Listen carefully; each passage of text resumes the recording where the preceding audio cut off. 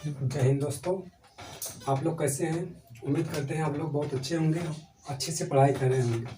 आज देखिए प्रतिशत वृद्धि और कमी पर हम टाइप नंबर 2 पढ़ाएंगे। हमारे दूसरे लेक्चर में टाइप नंबर 1 तक हम लोग सीख लिए थे, ठीक है। आज टाइप नंबर 2 सीखेंगे। देखिए टाइप नंबर 2 हम कैसे क्वेश्चन को बनाते हैं, और क्वेश्चन देखिए हमने लिख दिया है। उसके बाद चलिए देखते हैं क्वेश्चन को कैसे इसको हम सॉल्व करते हैं। देखिए क्वेश्चन टाइप 2 का क्वेश्चन नंबर 1 है, ए की आय बी की आय से 20% अधिक है, तो बताइए बी की आय ए की आय से कितना प्रतिशत कम है।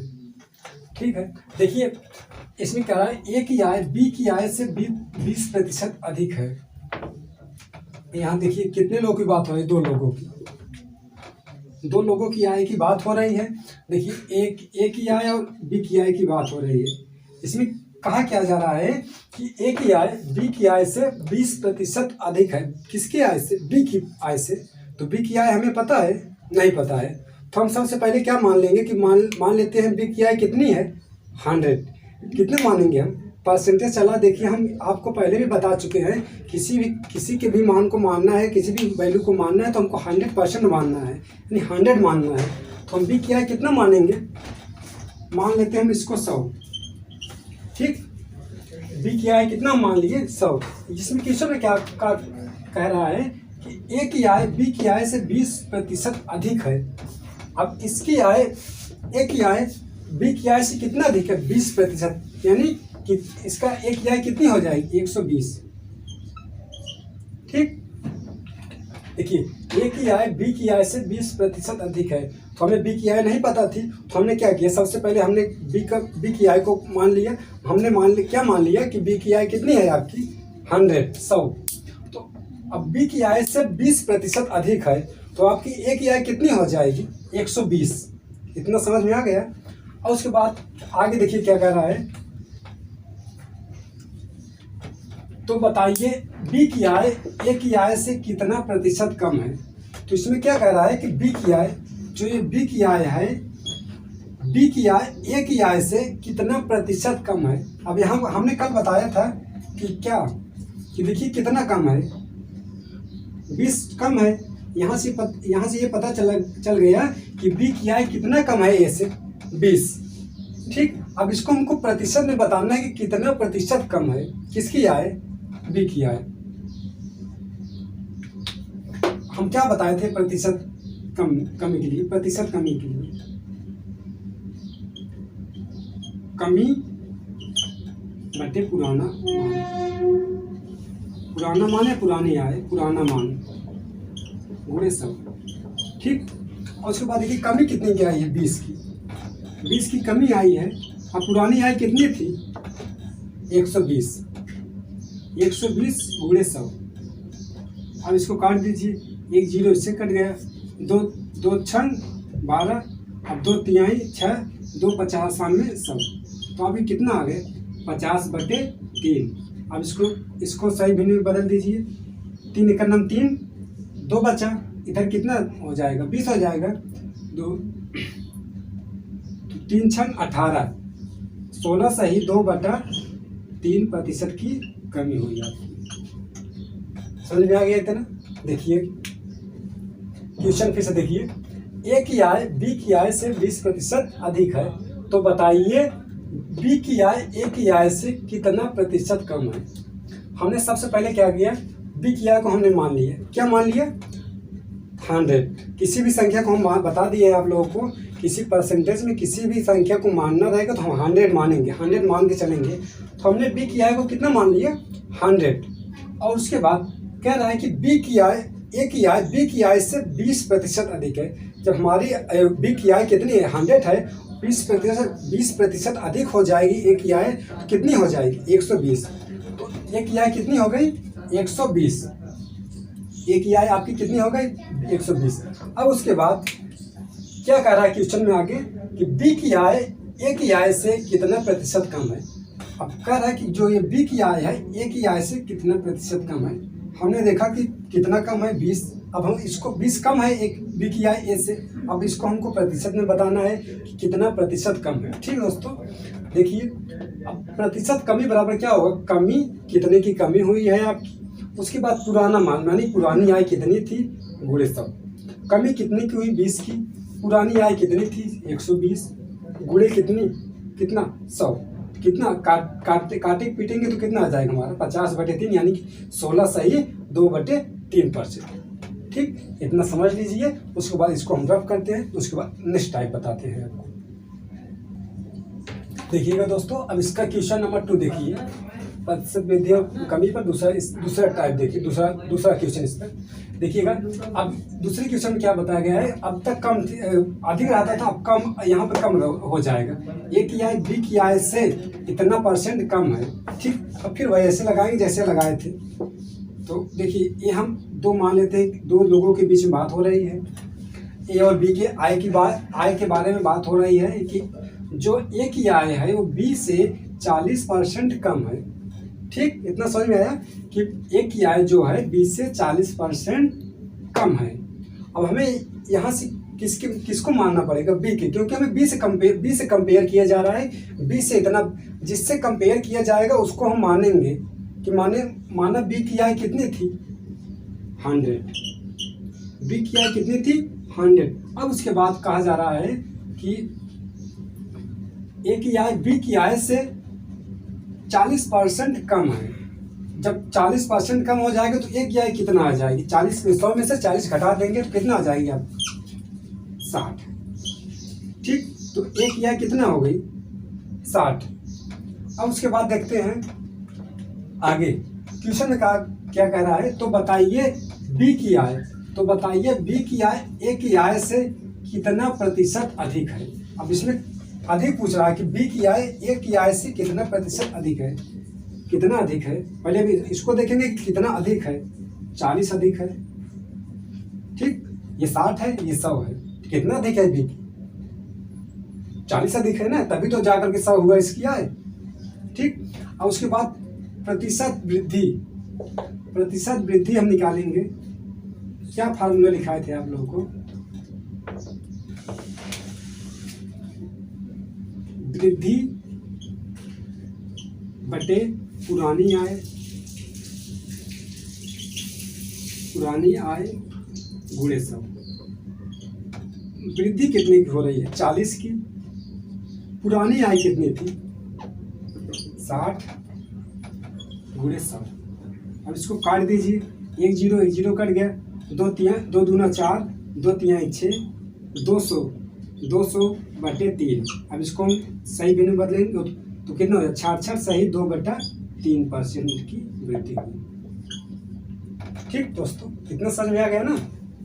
देखिए क्वेश्चन का क्या कह रहा है कि ए की आय बी की आय से 40% कम है। तो हमने क्या किया कि बी की आय को हमने मान लिया, कितना मान लिया 100, हम बी की आय को कितना मान लिए 100। अब उसके बाद कह रहा है कि बी की आय से 40% कम है, बी की आय से 40% कम है, तो ए की आय कितना हो जाएगी 60 हो जाएगी। अब उसके बाद आगे कह रहा है, तो बताइए बी की आय ए की आय से कितना % अधिक है। बात कंफर्म हुई ना कि बी की आय ए की आय से कितना % अधिक है। तो हमने ये पहले निकालेंगे कितना अधिक उसकी बी की आय कितना अधिक हो गई है। यहाँ से देखेंगे 40 अधिक हो गई है। अब इसको हम देखेंगे प्रतिशत में कितना हुई है, तो प्रतिशत वृद्धि बराबर वृद्धि बटे पुरानी आय गुणे 100। वृद्धि कितने की हुई 40 की, पुरानी आय कितनी थी 60 से जाकर के 100 हुई ना, यानी कि पहले कितने थी 60 थी, यानी कि पुरानी कितनी हुई आपकी आय 60 हुई। तो 60 से कितना हुआ 100 हुआ, तो पुरानी आय हम क्या लिखेंगे 60 गुणे 100। इसको काटने पर कितना आ गया हमारा 66 सही 2/3% की वृद्धि हुई। ठीक, इतना समझ में आ गया, इसको नोट कर लीजिए, आगे बताते हैं। देखिएगा दोस्तों, अब दूसरे टाइप का क्वेश्चन को स्टार्ट करते हैं। देखिएगा इसमें क्या करना है, आपको ये कंसेप्ट जानना है कि मूल्य क्या है, खपत क्या है, कुल खर्च क्या है। देखिएगा खपत क्या है, देखिएगा कोई भी मूल्य को आप लोगों को पता है, जैसे टमाटर है, टमाटर का मूल्य आपको 20 रुपये किलो है, तो मूल्य कितने हुआ आपका 20 रुपये किलो। अब खपत का ये मतलब होता है कि आपको कितने की आवश्यकता है। 2 किलो की आप खपत कर रहे हैं, 3 किलो की खपत कर। जैसे सपोज उदाहरण के तौर पे मान लीजिएगा, जैसे आपको मार्केट भेजा गया, ठीक, आपको मार्केट भेजा गया आपको 3 किलो टमाटर लेने के लिए, क्या 3 किलो टमाटर लेने के लिए, और उस टमाटर का मूल्य कितना है 20 रुपये। तो आपके कितने पूरे टोटल खर्च होंगे, पैसे कितने खर्च होंगे, 20 तिहाई 60। यानी हमारे कहने का मतलब, जैसे आप टमाटर लेने गए, बात समझ में आ रही है, जैसे आप टमाटर लेने गए, टमाटर का मूल्य कितना है आपका 20 रुपये पर किलो। अब आपको कितना लेना है 3 किलो, कितना लेना है 3 किलो। ये आपकी खपत हो गई, जो 3 है ये आपकी खपत, यानी कि आपको आवश्यकता है कितने की, कितने किलो टमाटर की, 3 किलो, ये आपकी खपत हो गई। तो आपका कुल खर्च कितना आया 20 तिहाई 60 रुपये। ये चीज़ समझ में आई ना। ये आपकी मूल्य, टमाटर का मूल्य कितना है आपको 20 रुपये पर किलो। अब आपको खपत कितना है, मतलब खपत मतलब आपको आवश्यकता जरूरत कितना है 3 किलो की, ठीक। तो यानी कि मूल्य 20 है, खपत आपकी 3 है, और उसके बाद कितना कुल खर्च हुआ 60 रुपये। आपको कितना टमाटर पर कुल पैसा कितना खर्च किया आपने 60 रुपये। इतने बात समझ में आ गई आपको, ठीक है। आप क्वेश्चन पे चलते हैं, क्वेश्चन क्या कह रहा है।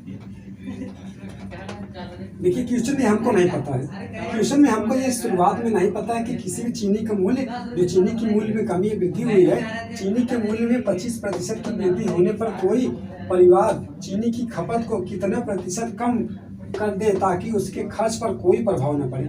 शुरुआत में हमें नहीं पता है चीनी की कीमत क्या है, चीनी की खपत क्या है, कुल खर्च कितना है।